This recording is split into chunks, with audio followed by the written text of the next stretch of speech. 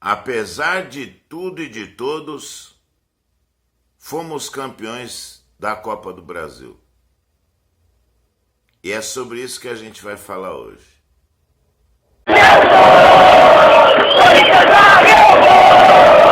Ninguém vai te segurar.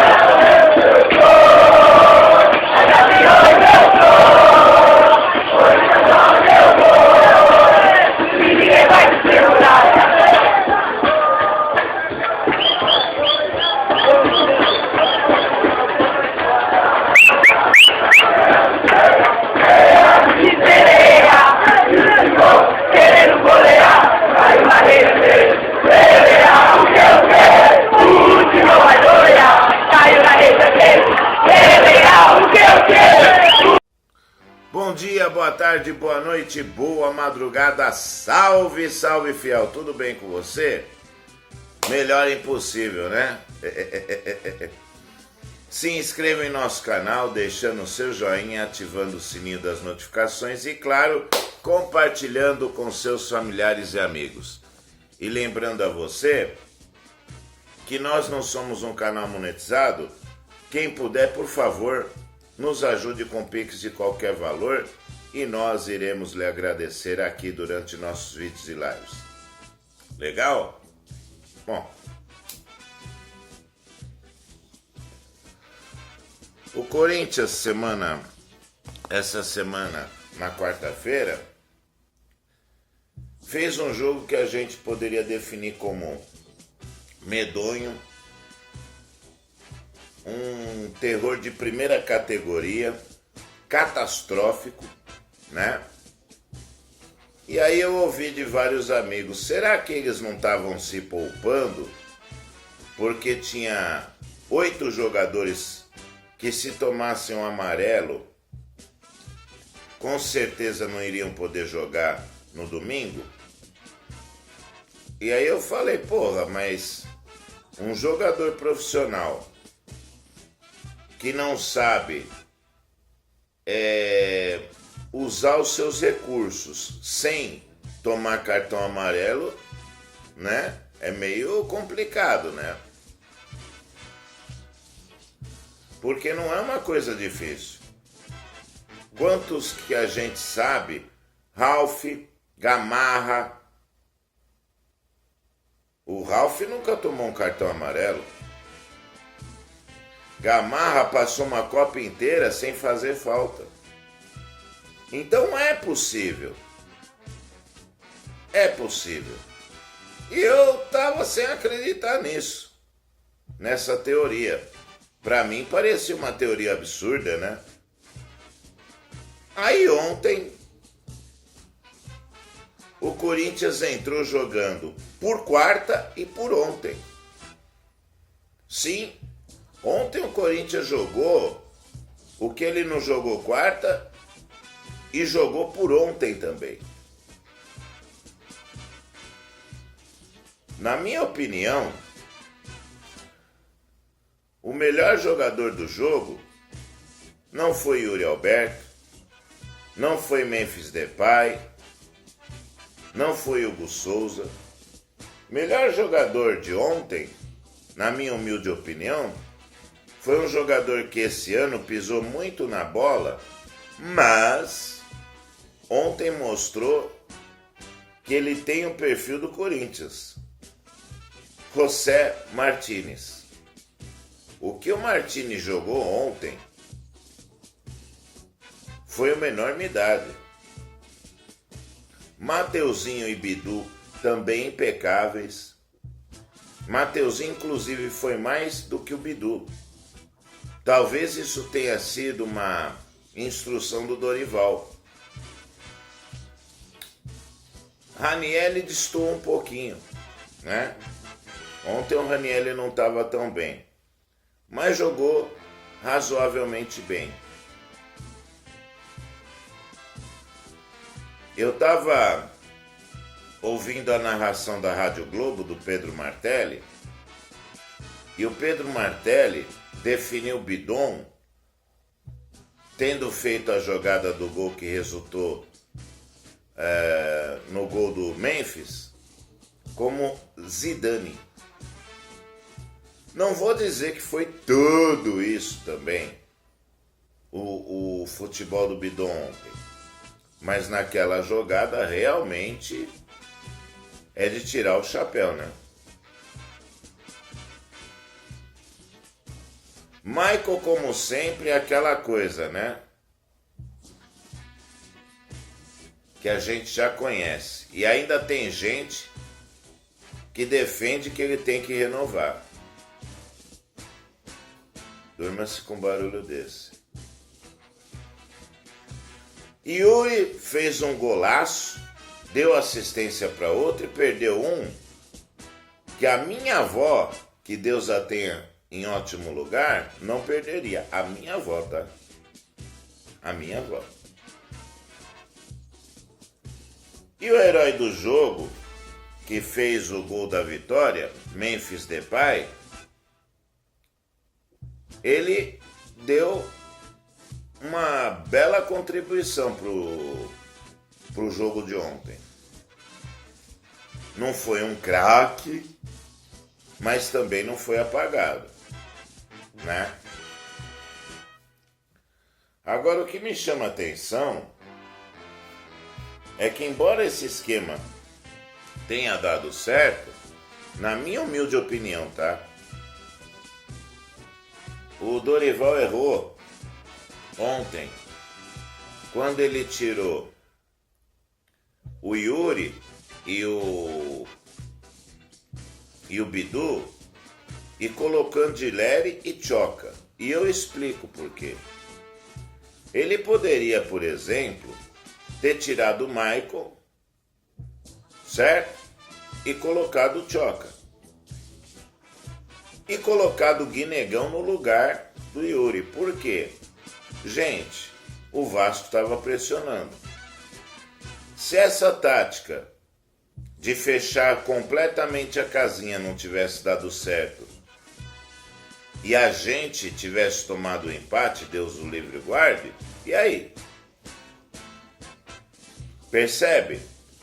Porque 1-0, 2-1, 3-2 é placar perigoso. Você não pode abrir mão. Você coloca Galo, tire Yuri e fica só com o Memphis para um contra-ataque. Não é inteligente, né? Então, eu acho que ele deveria ter colocado o Guinegão. Até porque o Biduzinho não estava dando demonstração de cansaço. E outra, o Biduzinho poderia, de repente, se tivesse cansado, faltando pouco tempo para o jogo, ele ficar aguardando a posição ali e acabou. Não é? Mas graças a Deus que os deuses do futebol estavam ao nosso lado ontem para confirmar que o Vasco é nosso freguês, né?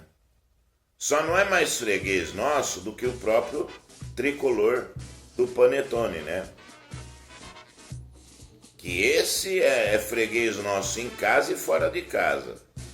Apesar que, no caso, o Morumbi se torna a nossa segunda casa, né? E pensar, né? Que teve dirigente aí que falou: ai, tem que ter fair play financeiro, porque time que deve quase 3 bilhões elimina meu time. Se você é incompetente para contratar, problema seu. Graças ao Transferban, esse ano nós só pudemos fazer 2 contratações. Uma que foi o Angileri, no começo do ano, e outra que foi o Vitinho no meio do ano. Muito também pela incompetência da diretoria, né? Porque eu penso que se eu sei que daqui a um mês vai abrir a janela de transferência, eu já deixo engatilhado os meus negócios. Para eu poder só chegar na janela e assinar. Acabou. Isso é que faz um dirigente de verdade, né?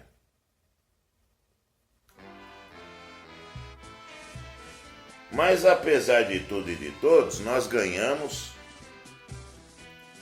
fizemos do Maracanã nosso salão de festas e mais uma Copa do Brasil no currículo do Timão, né?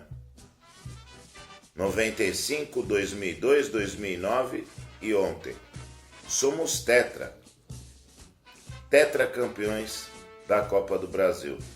Para encerrar um ano que tinha tudo para terminar errado.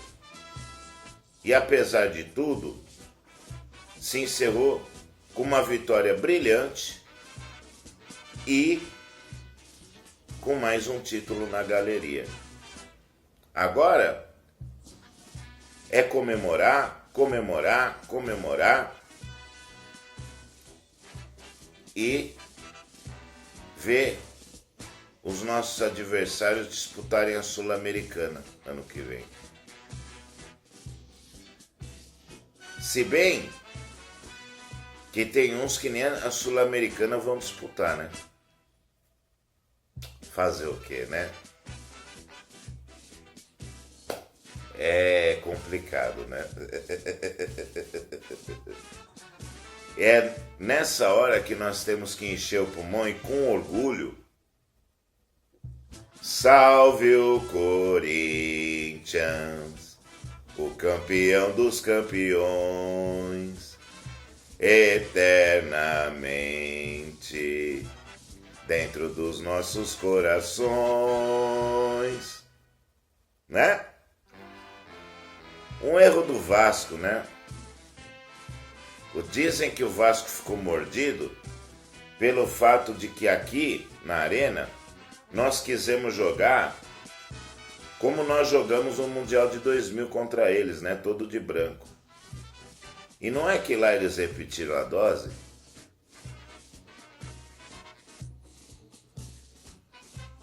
Ser burro é uma coisa, ser burro duas vezes é muito pra minha cabeça, né? Mas enfim.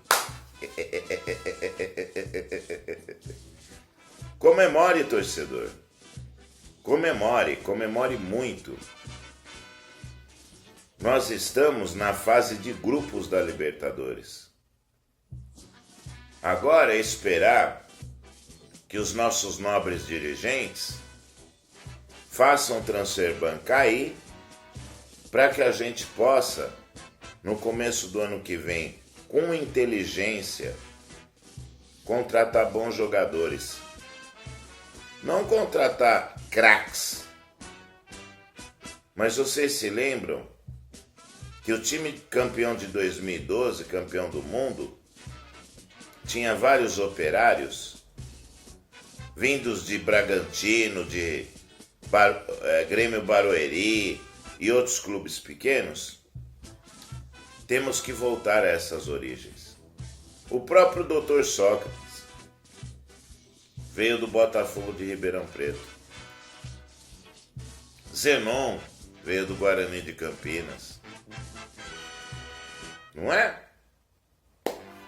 Temos que voltar às nossas origens para fazermos times bons e baratos até nós nos equilibrarmos de novo.